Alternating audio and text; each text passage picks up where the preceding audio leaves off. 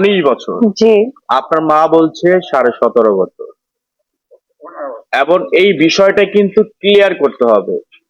এই বিষয় ক্লিয়ার করতে হলে আপনাকে মেডিকেল টেস্ট করতে হবে কিছু। ডিএনএ টেস্ট করলে কিন্তু আপনার অরিজিনাল বয়স যে কত সেটা বের হয়ে আসবে। আপনি কি মেডিকেল টেস্ট করেছেন?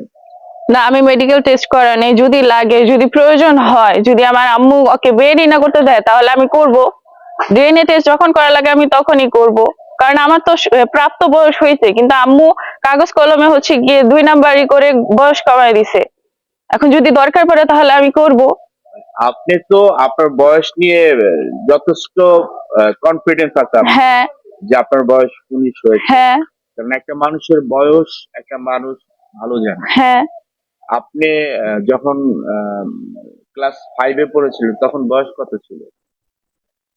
ক্লাস 5 এ যখন পড়ছিলাম সেটা আমার সঠিক মনে নেই। মনে নেই। জি।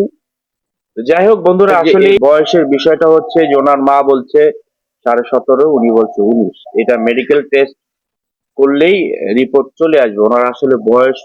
লিগ এই বিষয়ে ভালো বোঝেন, তাদের দৃষ্টি আকর্ষণ করছি। আর আপু, আপনি অবশ্যই মেডিকেল টেস্টটা করে রয়েছে সরকারি হাসপাতালে, যেহেতু জি। এটা খুব জরুরি একটা বিষয় হয়ে গেছে। আপনাকে আর কোনোভাবেই কিন্তু আপনার মা আটকে রাখতে পারবে না। এই দিক দিয়ে কিন্তু আপনি একটু আপনার মা আহ, এই আইনি মারপ্যাচে আপনাকে ফেলে রেখেছে যে আপনার বয়স। আপনি বলেছেন আপনার বয়স 19 বছর, জি। আপনার মা বলছে 17.5 বছর। এখন আপনি কি জানেন যে ডিএনএ টেস্ট করলে কিন্তু আপনার বয়স বের হবে?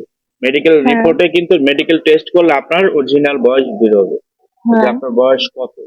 জি। যদি প্রয়োজন হয় আপনি কি ডিএনএ টেস্ট করবেন? হ্যাঁ, আমি ডিএনএ টেস্ট করব। যে কয়েকটা টেস্ট আছে যেটা আমার বয়স বের হবে আমি সব টেস্ট করতে রাজি আছি। কারণ আমার আম্মু হচ্ছে গিয়ে আমার 2 নাম্বার কাগজ বের করে ওকে জানি বের না করতে পারি এটা সিস্টেম করতেছে। কিন্তু আমার তো সত্যি 19 বছর হয়ে গেছে।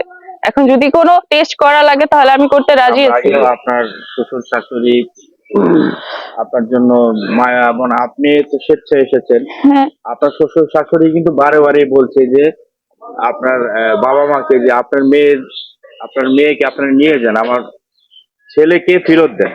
কারণ ওনার সংসারে আপনার থেকে ওনার ছেলেকে বেশি প্রয়োজন। হ্যাঁ, আর আপনার প্রয়োজন ওনার ছেলেকে, তাই না?